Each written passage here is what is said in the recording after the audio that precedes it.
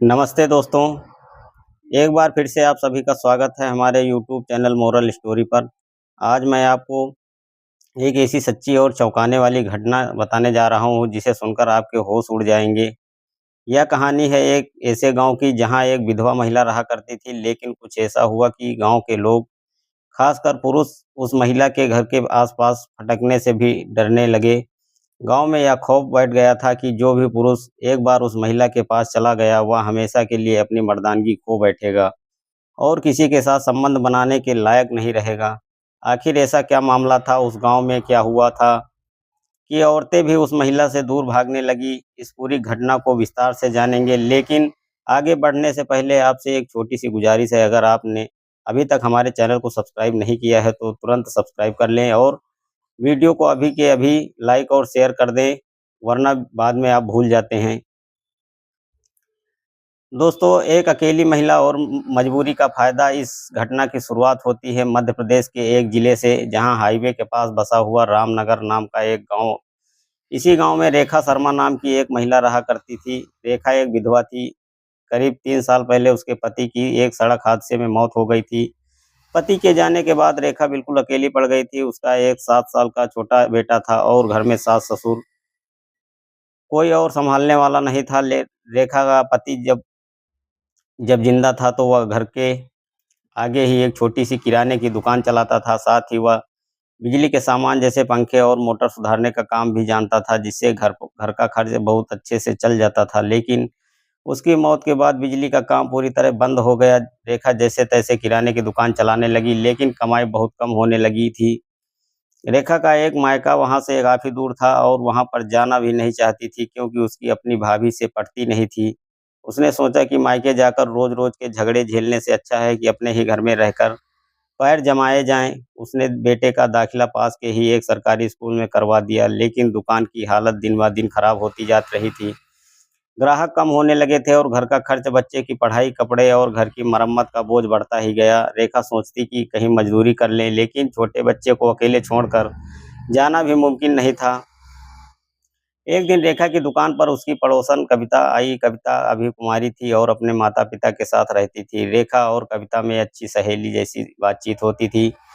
रेखा ने देखा कि कविता के पास एक बड़ा और महँगा स्मार्टफ़ोन है और वह काफ़ी अच्छे से रहती है। रेखा ने मज़ाक में कहा, "अरे कविता, तुम्हारे पिताजी तो बहुत अच्छे हैं, तुम्हें इतना महँगा फ़ोन दिला दिया और खर्च के लिए भी अच्छे पैसे देते हैं।" इस पर कविता हँसकर बोली, "अरे नहीं दीदी, ये मेरे घरवाले नहीं दिलाते हैं, मेरा एक बॉयफ्रेंड है शहर में, अब उसी ने दिया है।" रेखा ने कहा, "यह तो अच्छी बात है, पर घर में पता चला तो?" कविता ने कहा, "नहीं पता चलता है, मैं तो शहर जाकर उससे मिलती हूँ।" दोनों में हँसी-मज़ाक होने लगा। रेखा ने लंबी साँस खींचते हुए कहा, "काश मैं भी कोई ऐसा ही मिल जाता, तो इस गरीबी के दिनों में थोड़ी मदद कर देता। खैर मैं तो एक बच्चे की माँ हूँ, विधवा हूँ, मुझसे कौन शादी करेगा, और अगर कोई मिलेगा भी तो ऐसा ही जिसकी पत्नी ना हो या जिसके पहले से बच्चे हों।" कविता तो वहाँ से भी चली गई, लेकिन रेखा के दिमाग में यह बात बैठ गई। वह सोचने लगी कि जब पड़ोस की लड़की इस रास्ते से पैसे कमा सकती है, तो वह अपनी मजबूरी दूर करने के लिए कुछ क्यों नहीं कर सकती है। कुछ दिन बाद रेखा की किस्मत और ज़िंदगी दोनों बदलने वाली थी। उसकी दुकान हाईवे से ज़्यादा दूर नहीं थी। एक शाम एक ट्रक ड्राइवर उसकी दुकान पर सिगरेट लेने रुका। उस ड्राइवर का नाम था हरप्रीत सिंह। हरप्रीत अक्सर उस हाईवे से गुजरता था और रेखा की दुकान से गुटखा, बीड़ी, सिगरेट लेता रहता था। उस दिन हरप्रीत ने रेखा से कहा, "बहन जी, मेरा ट्रक खराब हो गया है, मैकेनिक को बुलाया है, लेकिन उसे आने में, थोड़ा ठीक करने में 3 से 4 घंटे लग जाएँगे। क्या आस-पास कोई अच्छा-सा ढाबा या होटल है जहाँ खाना मिल सके? बहुत ज़ोर से भूख लगी है।" रेखा ने कहा, "भाई साहब, यह छोटा-सा गाँव है, यहाँ आस-पास कोई होटल नहीं है। अगला ढाबा तो यहाँ से घंटे भर की दूरी पर है।" हरप्रीत परेशान हो गया। तब रेखा ने कहा, "अगर आप चाहें तो अंदर आ जाइए, मैंने अभी गरमा-गरम खाना बनाया है, आप घर पर ही खाना खा लीजिए।" हरप्रीत पहले से हिचकिचाया, "अरे नहीं, आपके घर में खाना अच्छा नहीं होगा लगेगा।"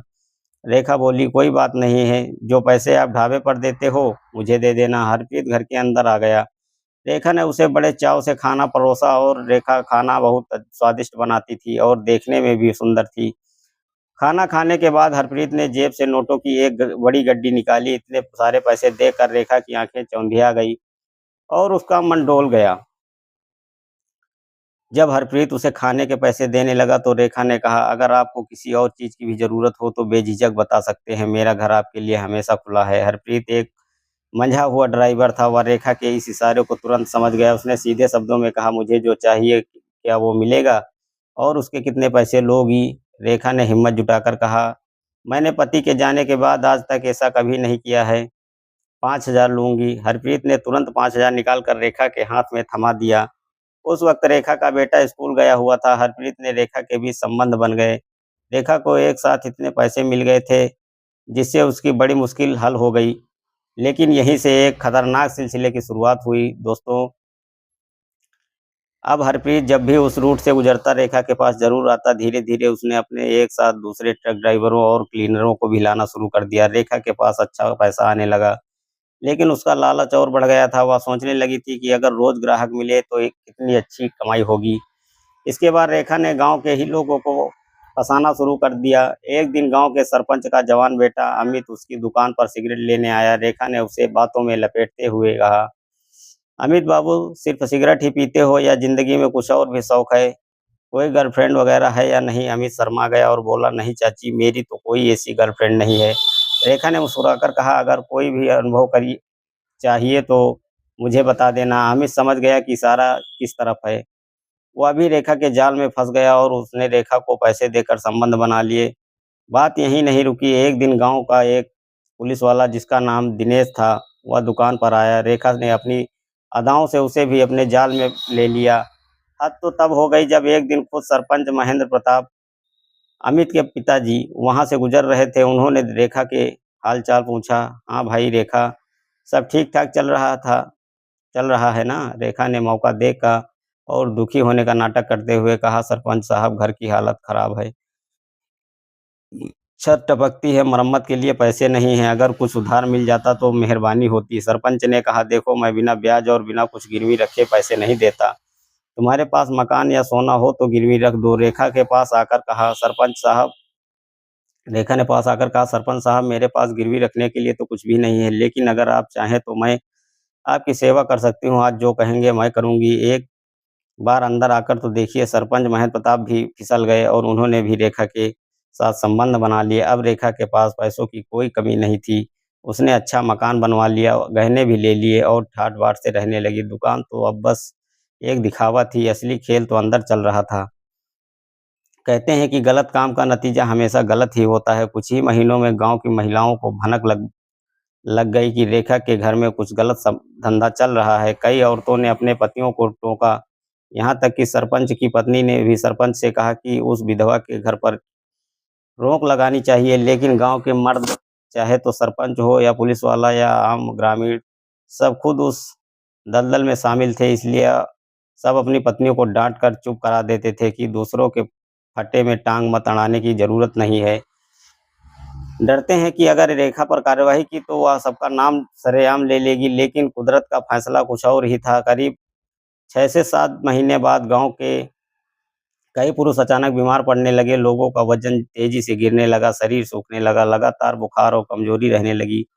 पहले तो लोगों ने इसे मामूली बीमारी समझा, अंधविश्वास के चक्कर में झाड़ फूंक और ओझा तांत्रिकों के चक्कर में काटे, लेकिन कोई सुधार नहीं हुआ। जब हालात बिगड़ने लगे तो लोग छिपकर शहर के बड़े अस्पताल पहुंचे। जब डॉक्टरों ने उनके टेस्ट किए तो उनको भयानक सच सामने आ गया, उन्हें एचआईवी हो गया था। डॉक्टरों ने मरीजों को सख्ती से समझाया, तुम किसी संक्रमित महिला के संपर्क में आए हो, यह बीमारी जानलेवा है। अब तुम अपनी पत्नियों या किसी और के साथ संबंध नहीं बना सकते हो, वरना यह उन्हें भी हो जाएगी। धीरे-धीरे जब गाँव के कई मर्दों को एक जैसी रिपोर्ट आने लगी तो सब समझ गए कि यह बीमारी रेखा के घर से ही पूरे गाँव में फैली है। गाँव के पुरुषों ने ऐसा खौफ बैठ गया था कि उन्होंने रेखा की दुकान की तरफ देखना भी बंद कर दिया। सरपंच का बेटा अमित और खुद सरपंच भी इस बीमारी के चपेट में आ चुके थे। बदनामी और पत्नियों के डर से कोई मुँह खोलने की तैयार नहीं था, लेकिन अंदर ही अंदर पूरा गाँव सुलग रहा था। जब एक ही इलाके में इतने सारे एचआईवी पॉजिटिव मामले सामने आए तो स्वास्थ्य विभाग और सरकार सचेत हो गई। सरकार ने रामनगर गांव में एक विशेष मेडिकल कैंप लगाया। जांच में पता चला कि गांव में करीब 65 से 70 लोग एचआईवी पॉजिटिव हो चुके हैं। जब डॉक्टरों की टीम पुलिस के साथ रेखा के घर पहुंची तो उसकी जांच की तो रेखा भी एक एचआईवी पॉजिटिव पाई गई। जब उससे सख्ती से पूछताछ की गई तो उसने रोते हुए कहा कि पूरी कहानी बयां कर दी। डॉक्टरों ने निष्कर्ष निकाला कि रेखा को यह बीमारी उस ट्रक ड्राइवर हाफिज से मिली है, जो देश भर में घूमता था और ना जाने कितनी जगह मुँह मारता था। रेखा के ज़रिए यह बीमारी गाँव के उन सभी मर्दों में फैल गई जो आपके पास आते थे। जब यह सच पूरी तरह सामने आया तो गाँव की महिलाओं का गुस्सा फूट पड़ा। उन्होंने रेखा का जीना मुहाल कर दिया। हर तरफ थू-थू होने लगी। आखिर में बदनामी और जिल्लत में से तंग आकर रेखा रातों-रात अपने बच्चे को लेकर वह गाँव से छोड़कर हमेशा के लिए कहीं चली गई।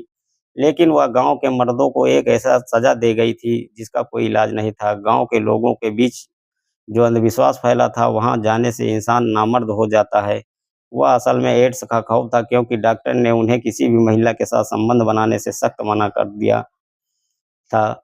दोस्तों, इस कहानी से सीख आपको इस सच्ची घटना को आपके सामने लाने का मकसद किसी को भावनाओं को ठेस पहुँचाना नहीं है, बल्कि आपको जागरूक करना है। गलत रास्ते पर चलकर कमाया गया पैसा और हवस की भूख इंसान को बर्बादी के ऐसे मोड़ पर लाकर खड़ी कर देती है, जहाँ से वापसी का कोई रास्ता नहीं होता है। एक गलत कदम ना सिर्फ आपकी जान ले सकता है, बल्कि आपके पूरे परिवार और समाज को तबाह कर सकता है। हमेशा सतर्क रहें, सुरक्षित रहें और मर्यादा में रहें। अगर आपको यह वीडियो जानकारी महत्वपूर्ण लगी हो तो इसे लाइक करें, ज़्यादा से ज़्यादा शेयर करें और हमारे चैनल को सब्सक्राइब करना बिल्कुल ना भूलें। मिलते हैं अगले वीडियो में एक नई घटना के साथ। वीडियो देखने के लिए आप लोगों का बहुत-बहुत धन्यवाद।